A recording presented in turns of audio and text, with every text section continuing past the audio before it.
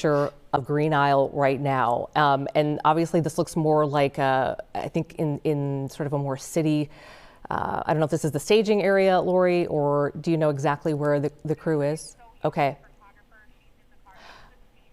Okay, this is the staging area in Green Isle. So this is going to be a distance from, I think Rob Olson told us the other day, it's about maybe 5 minutes or so drive from the farm where the Boelter farm. And again, we don't know that the Boelters were living there, that Vance Boelter was living there. There was the place in Minneapolis where he'd been renting that space with some roommates for quite some time. So we didn't really ever know who was at the farm at what time, but now this seems to be all coming back to that area. But we do know that that area and that farm was very heavily searched, very heavily guarded for much of yesterday, for sure. And certainly there was a presence there throughout the day today. Yes. How Vance Boelter would have made his way back there, still unknown tonight. But it appears that's exactly what happened. Yeah, and I can tell you, just as we're kind of moving around here with the camera, and Lori, you'll kind of have to let us know what we're seeing here. Maybe, guys, if we can put it in the kiosk and pull it up a little bit more. The screen's a little bit small, but I can tell you that yesterday morning when we were on the air, it was probably around 9:30 or so, where we had a chopper up over the Boelter farm, and you could see the sort of almost like SWAT vehicles kind of moving in, a couple of them. And nobody, while we were up in the chopper, ever got out, but they definitely sort of surrounded the place, and then they stayed put. And then our chopper was asked to leave the area by the Department of Public Safety. At that point, we don't know what happened because we lost our aerial shot, but that was sort of the last we saw of what was going on. And then we had heard throughout the afternoon that they did an extensive search. I don't know that that area was ever officially cleared.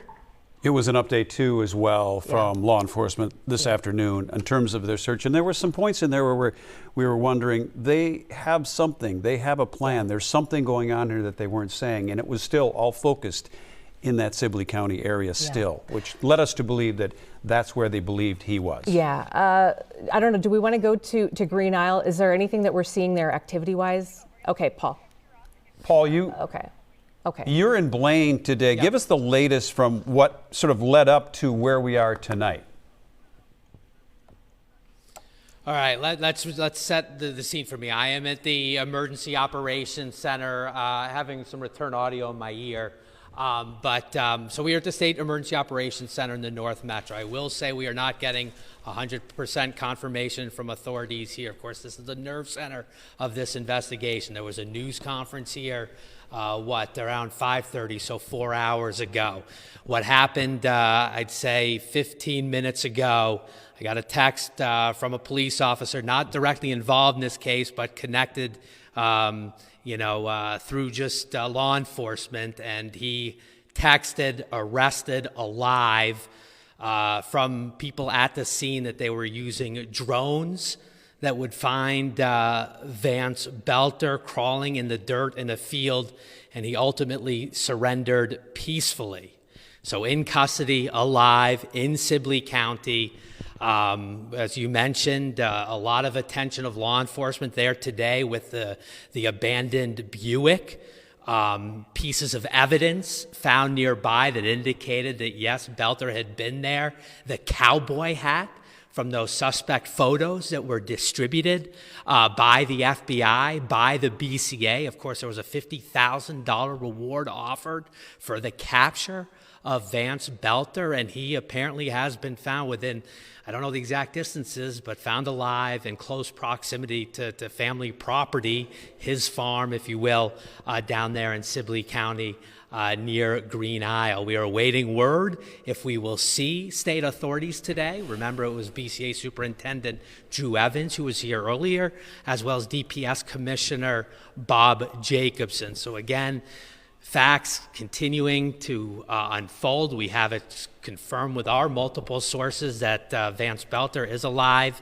He is in custody. And of course, we know that there are multiple warrants for his arrest, facing charges of murder and attempted murder, of course, in Hennepin County, and then a federal count, a federal warrant, a nationwide warrant for his arrest, and charges that are ready to be filed in federal court against him for basically eluding capture, eluding arrest. So we'll have to see how this criminal case plays out, this unprecedented incident in Minnesota. Really, certainly recent history, if not the state's history, the political assassination of a top lawmaker, her husband, and then, of course, the attempted murder on a DFL senator and his wife in Champlin. And, as you start piecing this all together, I can't help but think, I was in Melissa Hortman's neighborhood yesterday in the aftermath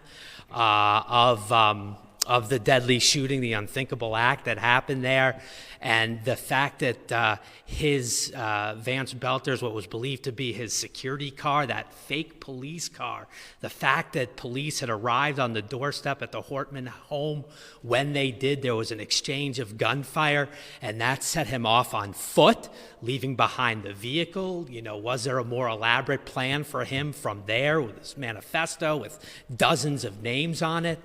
We don't know what was going through his mind, but clearly he was on foot because of that encounter at the door of the Hortmans, and now it has all led back to basically his property, as we understand it, an hour or so away. I was talking to our reporter down there, So Young. She had described there was about a 10-mile difference, I think, between where the car was abandoned and then where they were staging for this final operation. So again, awaiting official, I suppose, confirmation here at state headquarters. Remains to be seen if we still see authorities tonight. I would think they would want to get out in front of this. So we will continue to monitor the situation from here. Let me take care of my audio, and I'm happy to answer some questions for you guys. Yeah. Paul, just one more thing here, if you can hear me.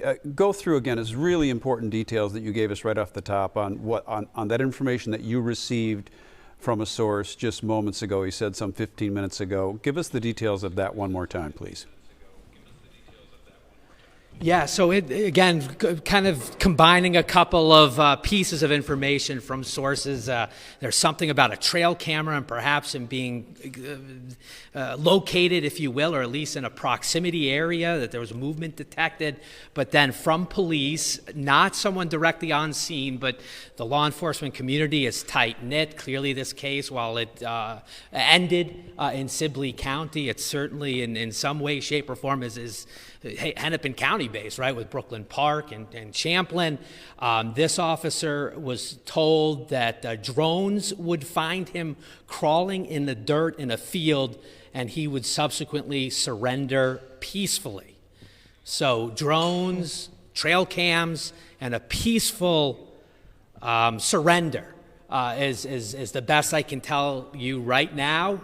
Again, I am in the nerve center where you would think we'd hear from state authorities just as soon as possible, but right now we're going to have to go with sources on the ground, and Fox 9 is comfortable reporting that at this point. Paul, I don't know if you can hear me. So nobody is there in that center right now, or who is there? I mean, is there any indication that there's going to be any sort of an update from officials? We just don't know at this point. I will just tell you the setup. It's a new setup here. They have a new sort of emergency operations center that's recently opened. They have us, and I would describe it as a bullpen. We are required to stay in here, so I don't necessarily have direct access to some of the key figures in this investigation, so we will wait. I have had some face-to-face contact. They have said they just did not want to, in the last 5 minutes or so, confirm this information at this point. They may be wanting to gather, dot their I's, cross their T's, make sure they have everything in order from the field before they say anything. So we're at their mercy in that sense, but clearly there are other ways to get information in this day and age, and we do feel like we are in position with our sourcing on the ground there to officially tell you Vance Boelter, this wanted political assassin, wanted on attempted murder charges, he is in custody and alive tonight. And just stand by, Paul, because obviously this will develop throughout the next minutes and hours. But we want to remind our viewers, left side of your screen is the live images of Green Isle right now. It's frozen at this second, but this is the image that is happening right now in Green Isle. Again, that is the location where it's believed, and we have